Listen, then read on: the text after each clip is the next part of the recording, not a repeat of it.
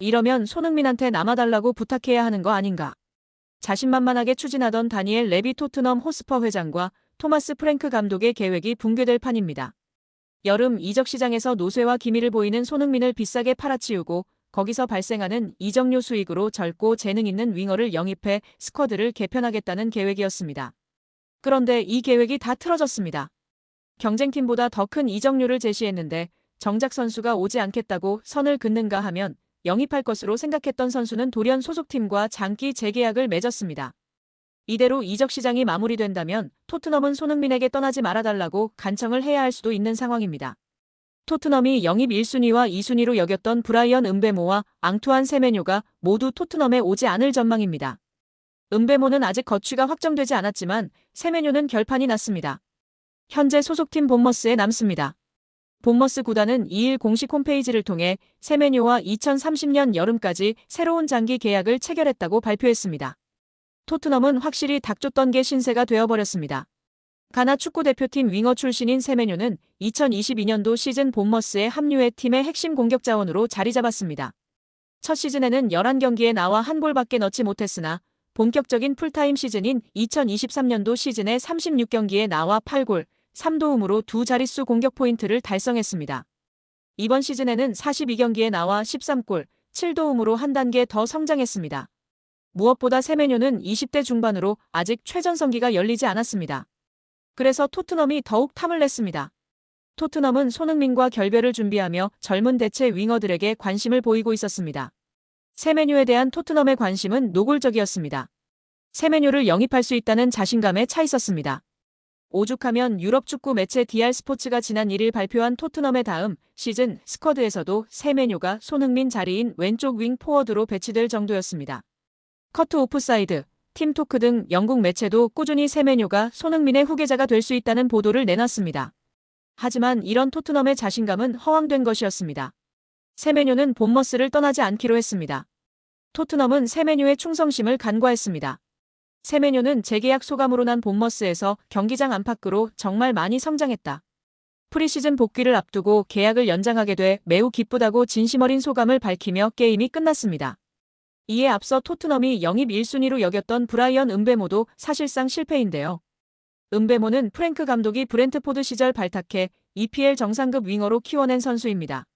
토트넘은 프랭크 감독의 요청을 받아 움직였습니다. 그러나 브렌트포드에서 리그 20골을 넣은 음베모는 시종일관 토트넘으로는 가지 않겠다는 입장을 유지했습니다. 음베모의 마음은 맨체스터 유나이티드로 완전히 기울어 있습니다. 이미 개인 합의를 다 마쳤다고 보도가 나오고 있습니다. 비록 맨유의 이적료 제안을 브렌트포드가 2번이나 거절했지만 맨유는 여전히 자신감을 잃지 않았습니다. 끝까지 협상을 이어가려고 한다고 전해지고 있습니다. 음베모는 이변이 없는 한 맨유 유니폼을 입게 될 가능성이 큰 상황입니다. 결과적으로 토트넘의 손흥민 후계자 영입 계획은 철저히 실패로 돌아갈 듯합니다. 이렇게 되면 사우디아라비아 구단들과 튀르키예 페네르바체, 심지어 미국 메이저리그 사커 등으로부터 큰 관심을 받고 있는 손흥민에게 떠나지 말아달라는 요청을 해야 할 수도 있는 상황이 되어버렸습니다. 토트넘은 챔스에 나가기 때문에 전력 보강이 절실한데요. 그런데 유로파리그 우승의 캡틴 손흥민과 부주장 크리스티안 로메로가 모두 팀을 떠날 분위기입니다. 이러면 전력이 끝없이 추락할 수 있습니다. 대체자 영입 성과가 워낙 시원치 않기 때문입니다. 유망주에 불과한 마티스 텔을 영입한 게 현재의 성과입니다. 레비 회장의 욕심이 부른 현실입니다. 이미 영국 현지에서는 프랭크 감독이 손흥민을 잡아야 한다는 주장이 나오기도 했습니다. 프랭크 감독이 과연 손흥민과의 면담에서 어떤 말을 할지 주목되고 있습니다. 태극전사들의 월드컵 본선 진출을 축하하는 자리에서 주장 손흥민의 축구대표팀 식구들을 위해 소고기 파티를 열었다는 사실이 알려지며 화제입니다. 20일 스포츠동아 보도에 따르면 손흥민은 지난 8일 대표팀 저녁 식사를 겸해 11회 연속 월드컵 본선 진출 축하 회식을 직접 주최했습니다. 대표팀이 6일 바스라 인터내셔널 스타디움에서 열린 이라크와의 최종 예선 9차전 원정 경기에서 2대0으로 승리해 11회 연속 통산 12번째 월드컵 본선 진출을 확정한 직후의 특별한 이벤트였습니다.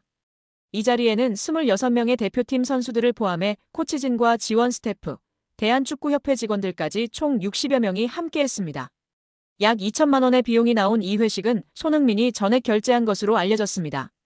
이틀간의 외박을 마치고 경기도 고향 소재 호텔에 재소집해 쿠웨이트전 준비를 시작한 8일, 손흥민은 먼저 홍명보 감독에게 회식을 허락받은 것으로 알려졌습니다.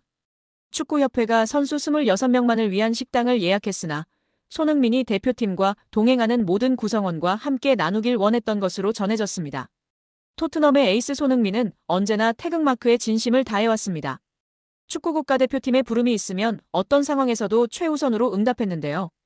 부상으로 뛸 수 없는 극히 예외적인 상황을 제외하고는 A매치를 건너뛴 적이 거의 없었습니다. 그에게는 소속팀보다 국가대표팀이 항상 우선이었고 대표팀에서 보내는 시간마다 온 마음을 다해 헌신했습니다. 2010년 12월 시리아와의 평가전에서 A대표팀에 데뷔한 손흥민은 지난 10일 쿠웨이트와의 2026 북중미 월드컵 아시아 최종 예선 10차전까지 15년 동안 134경기를 소화하며 51골 23도움을 기록했습니다. 이는 차범근, 홍명보 각 136경기에 이은 출전 횟수 3위, 차범근의 58골에 이은 득점 2위의 기록입니다. 유럽과 한국을 오가며 1만 365분 동안 그라운드를 누비며 이룬 성과입니다. 손흥민의 진가는 개인 기록을 넘어 팀워크에 있는데요. 그는 처음 A대표팀에 발탁된 후배들에게 먼저 다가가 조언을 아끼지 않았습니다. 6월 최종 예선을 앞두고 홍명보 감독의 부름을 받은 전진우에게는 내가 넣은 모든 골을 봤다며 따뜻한 말로 긴장을 풀어주었다고 전하며 축구팬들에게 따뜻한 온기를 전하기도 했습니다. 또한 소집기간 생일을 맞은 동갑내기 문선민과는 고급 레스토랑에서 별도로 식사하며 축하해줬던 것으로 전해졌는데요. 정말 멋진 대한민국의 주장 손흥민 선수입니다. 앞으로의 월드컵 여정도 정말 기대되는데요. 부상 없이 맹활약하길 응원하겠습니다. 영상이 즐거우셨다면 구독과 좋아요, 많은 공유 부탁드립니다. 2005년 8월 22일 홍명보 당시 대한축구협회 이사는 파주 국가대표 트레이닝 센터에서 시작된 KFA 2급 지도자 강습회에 참가했습니다. 홍명보는 지도자 자격증이 없는 상태였는데요. 지도자를 할 생각이었다면 상급 지도자 자격증부터 따야 했습니다. 상급 지도자 자격증을 따면 유소년이나 초등학교 축구교실에서 지도자 생활을 할 수 있었습니다. 2급 지도자 자격증을 따려면 상급을 따고 2년이 지나야 했습니다. 하지만 홍명보에겐 예외 조항이 적용됐습니다. 협회는 국가대표팀에서 A매치 20경기 이상을 소화하거나 K리그 100경기 이상 출전한 경력자들에 한해서는 상급 지도자 자격증 없이 바로 2급 지도자 자격증을 딸 수 있게 했습니다. 2005년 9월 26일 협회는 딕 아드보카트 한국 축구 대표팀 신인 감독을 보좌할 코치 중 한 명으로 홍명보를 택했습니다. 지도자 자격증이라곤 전무했던 홍명보가 2급 지도자 자격증을 딴 지 3주 만이었습니다. 자격 논란이 불거졌습니다. 2급 지도자 자격증을 보유한 자는 중학교나 고등학교 팀만 지도할 수 있었는데요. 당시 KFA 규정에 따르면 대한축구협회 1급 지도자 자격증이나 아시아축구연맹 A급 지도자 자격증을 취득한 자만 대표팀 지도자로 일할 수 있었습니다. 협회는 당시 지휘권을 갖지 않는 보조 지도자 역할이기 때문에 홍명보 코치의 1급 자격증 취득 여부는 크게 문제될 것이 없다는 입장이었습니다. 지도자 경력이라곤 지도자 수업 3주뿐이었던 홍명보는 국가대표팀 코칭 스태프에 합류한 역사적인 사건이었습니다. 홍명보는 국가대표팀 코치를 맡은 지 1년이 채 지나지 않아 2006 독일 월드컵을 치렀습니다. 홍명보에게 국가대표팀 코치로 지도자 생활을 시작해 월드컵을 경험하는 데까지 필요했던 시간은 단 9개월이었습니다. 누군가는 평생의 꿈이 될 수 있는 월드컵을 경험하는데 홍명보는 속성 자격증 취득부터 돈으로 살 수 없는 월드컵 코치 경험까지. 정말 대단합니다. 이후에도 홍명보는 탄탄대로였습니다. 홍명보는 2006 독일 월드컵 후에도 국가대표팀에 남았는데요. 홍명보는 국가대표팀 코치로 2007 아시아 축구연맹 아시안컵, 2008 베이징 올림픽을 차례로 경험했습니다. 2006 독일 월드컵 16강 진출 실패, 2007 아시안컵 3위 및 음주 파문, 2008 베이징 올림픽 조별리그 탈락 등 대표팀은 실패를 거듭했지만 홍명보가 책임질 건 없었습니다. 홍명보는 2008 베이징 올림픽을 마친 후 감독 생활을 시작했습니다. 많은 축구팬들이 알고 계신 것처럼 2010 광저우 아시안게임에서 한국은 한 수 아래로 평가받았던 UAE와의 준결승전에서 연장 접전 끝에 0대1로 졌습니다. 한국은 이 대회에서 3위에 머물며 홍명보의 경질이 예상되었습니다. 그러나 놀랍게도 홍명보는 경질되지 않았습니다. 아시안게임은 금메달이 아니면 의미가 없는 게 분명했고 지난 2002년 부산 아시안게임에서 3위를 한 박항서 감독이 경질되었던 사례가 있기에 명분은 차고도 넘쳤습니다. 그러나 협회는 홍명보를 경질하지 않았습니다. 심지어 2014년 브라질 월드컵에서는 본선 1승도 거두지 못하고 탈락했는데도 협회는 재신임을 발표했었습니다. 결국 여론의 반발이 점점 커지자 기자회견을 열어 자진 사퇴했었습니다.